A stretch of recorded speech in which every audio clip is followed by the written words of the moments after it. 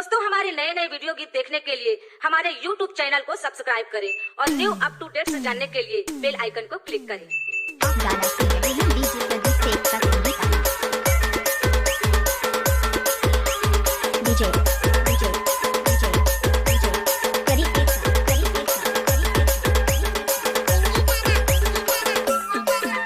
DJ Karamjit बाबू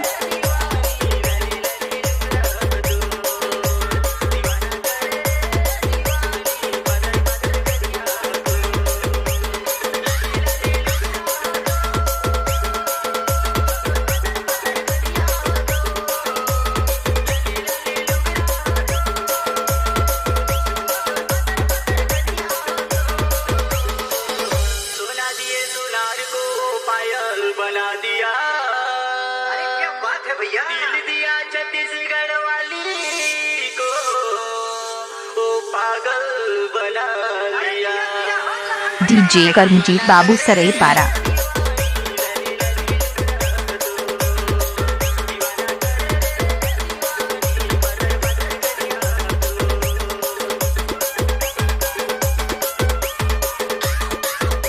सरई पारा की प्रस्तुति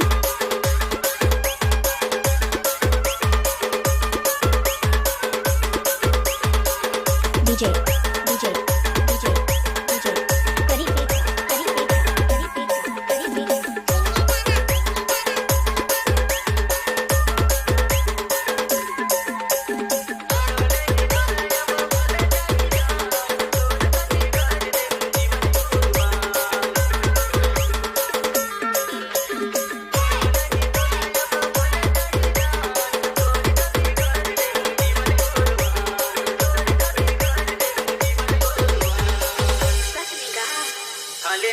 ले काहे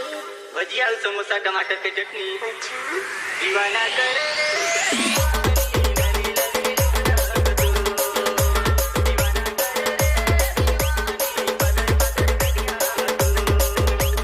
डीजे डीजे डीजे डीजे करी एक साथ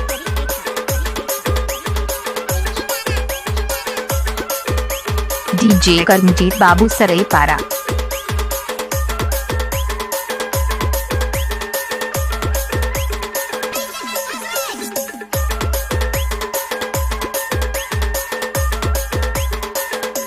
सरई पारा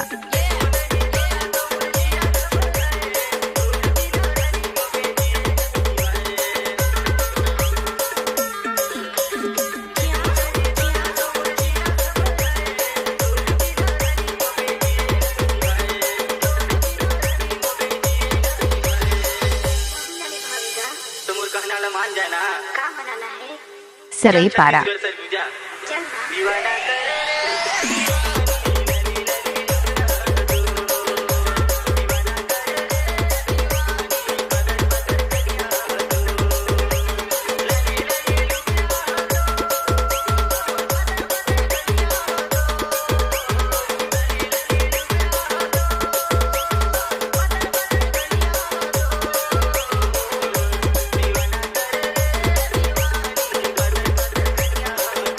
डीजे करमजीत बाबू